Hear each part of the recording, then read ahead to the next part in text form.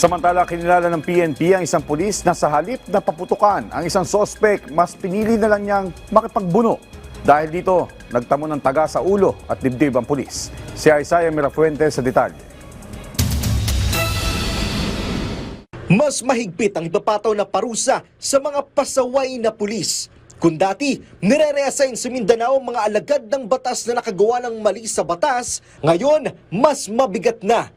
Ngayon, sabi namin, there's no turning back. Pagka nagkamali police, you're out.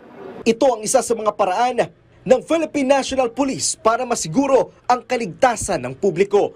Binibigyang pagkilala rin ng PNP ang kanilang kabaro na nagpakita ng katapatan sa bayan.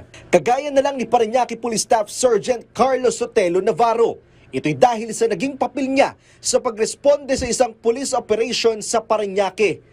Imbes na magpaputok ng baril, mas minabuti niyang makipangbuno na lang sa suspect na nagresulta pa ng taga sa kanyang ulo at dibdib. Kasi tawag ng tungkulin naman yon na dapat nating gampanan.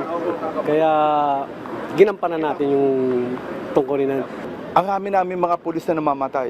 But this one, kita mo, mas nauna niya pong ibigay yung buhay niya. Hindi ko nga kaya ginawa niya kanina eh. Mga pulis natin, they are willing to risk their life. Nanindigan naman ang PNP chief na safe ang Pilipinas dahil hindi raw talamak ang krimen sa bansa.